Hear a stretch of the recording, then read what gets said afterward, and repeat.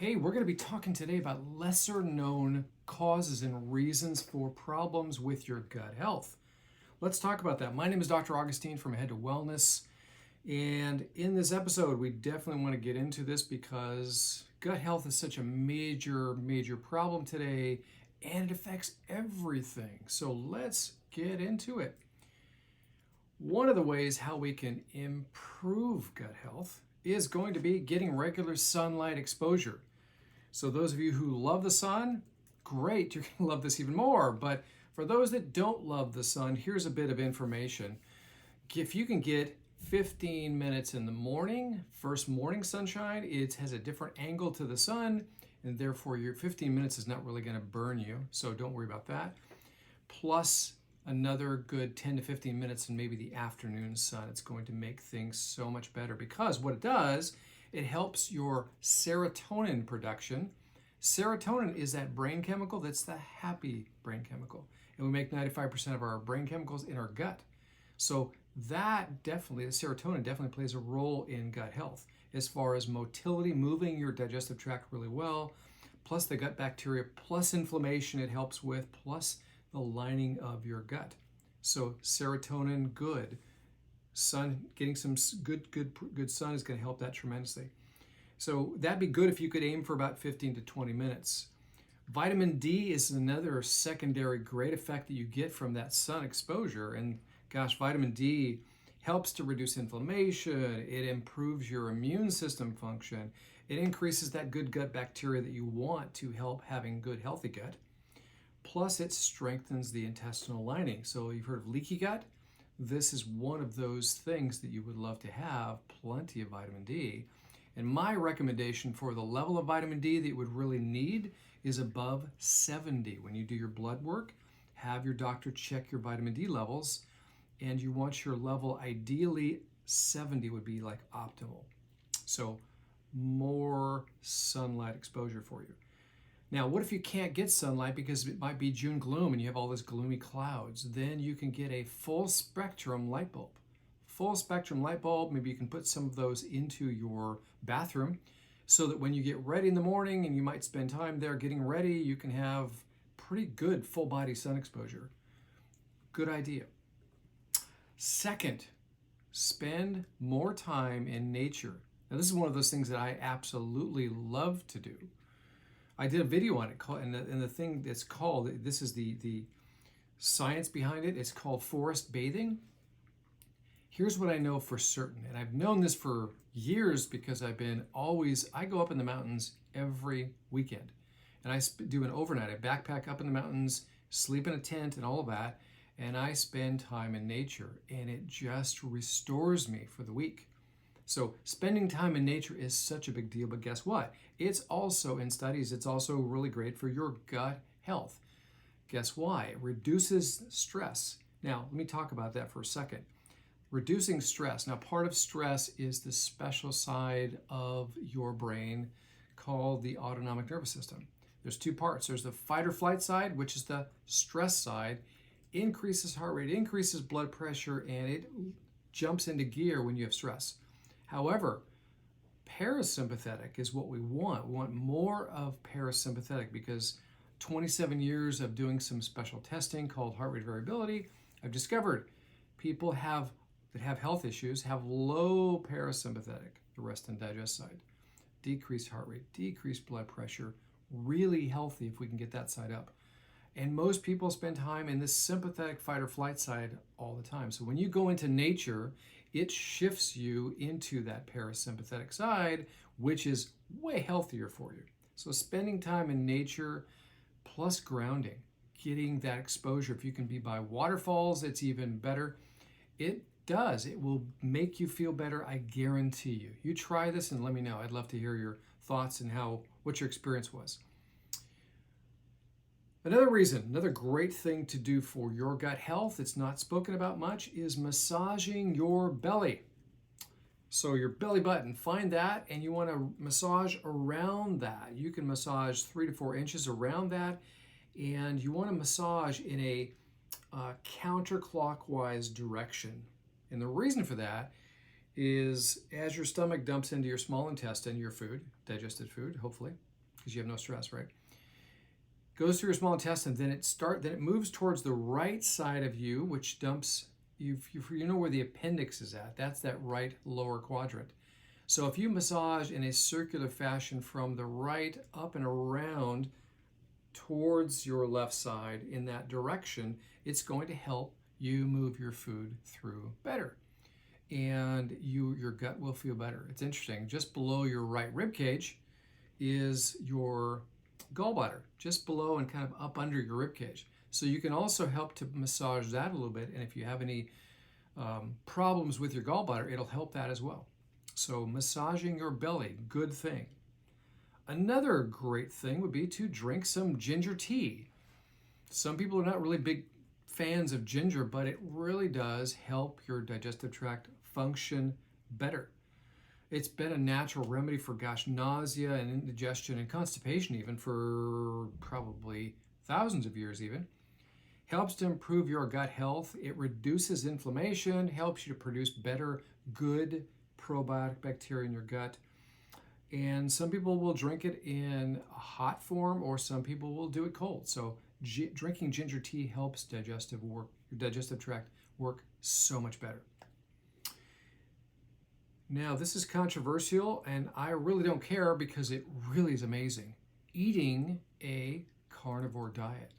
Now, the carnivore diet, I've spoken about this a lot. I'm going to continue to speak about this because this has been such a game changer for a person's health and wellness.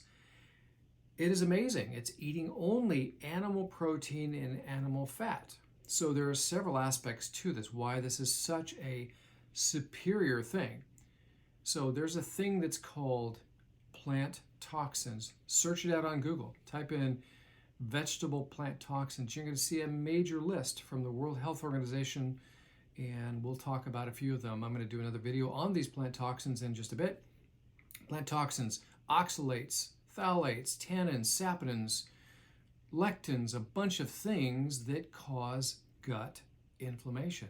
So if you switch to a carnivore diet, you're completely removing all of those plant toxins, hence less inflammation. Matter of fact, it's very anti-inflammatory. And as a matter of fact, I'll give you a good example. I've been doing this carnivore diet for probably 8 months now. And before that, I was doing a ketogenic diet. And I would notice that I would still dig deeply into my gut after having some food and notice that it would be still tender and inflamed. So that tenderness implies inflammation. Now there is no tenderness whatsoever, no inflammation whatsoever in my gut.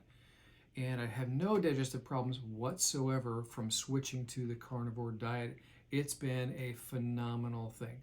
So that's just a little snippet about the carnivore diet. I could go on, and I'm going to do another video on carnivore, so we'll talk about it. Another great thing to do for your gut is to take a probiotic supplement.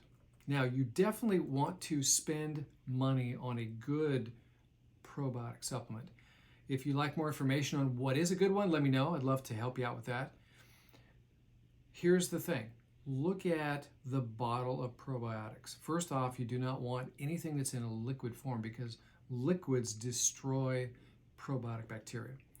But on the bottle, on the label, and we'll use a classic and super common form of probiotic. It's called Lactobacillus acidophilus. Right next to it, it should have in parenthesis a substrain marker. The substrain marker should be like IL-45, for instance. If there's no substrain marker on the label, then this probiotic that says Lactobacillus acidophilus might be good for culturing cheese, but it doesn't help your body. It doesn't help your health. So pay the price. All companies who have purchased probiotics to use under their label all get from the same source, and it's just how much they want to spend, because there are probiotics that are resistant to liquids, resistance to digestive enzymes. They will last longer in the gut. They're also resistant to pH, to heat and temperature. So the stronger the probiotic, and classically the strain of it really does make a difference, the better it is, but also the more pricey it's going to be. Worth spending extra money on a good probiotic for you. So get a good probiotic. Now, another thing is to avoid sugar alcohols. So, because most of America is very, very addicted to sugar, and the only sugar substitute that you should use, there are two, would be stevia and monk fruit. Two great sugar substitutes that don't have any problems, doesn't cause any problems within your health. Splenda, yes, Splenda will destroy your gut bacteria. But also, sugar alcohols will create bloating and indigestion and even diarrhea and gas. So sugar alcohols like erythritol or xylitol, not so good.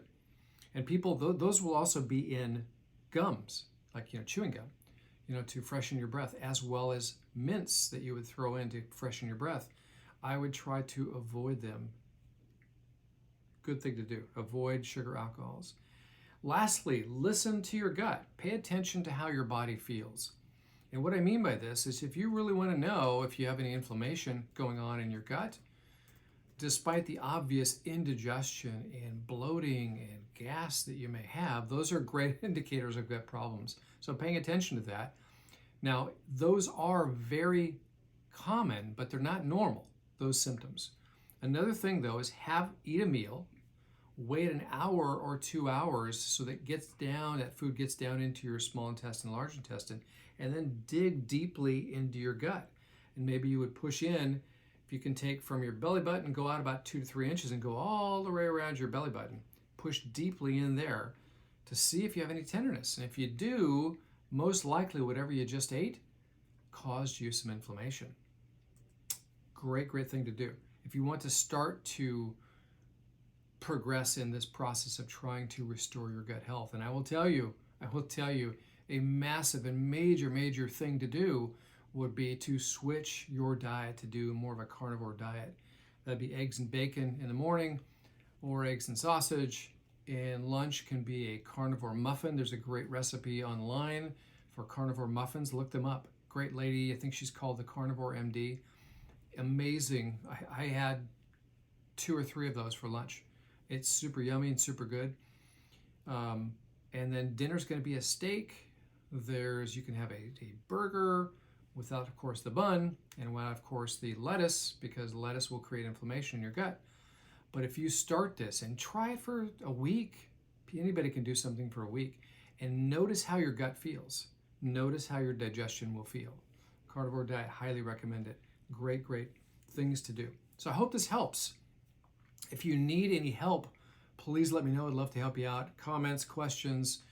I'm on email, draugustine@gmail.com. That's one way that you can get a hold of me. Also, you can call my office. It's 562-860-3404. I'm also on social media, TikTok, YouTube, as well as Instagram. So you can get a hold of me there. And my, what do you want to call it? My channel name is Dr. Jim Cares, Dr. Jim Cares. You can find me there. I'm also doing podcasts. I'm on Apple, Spotify, and Google Podcasts. Love to have you join me there with subscribe to me, and give me some likes on these videos. That'd be great. Again, my name is Dr. Augustine from Head to Wellness. I hope this information helps. Have a great day.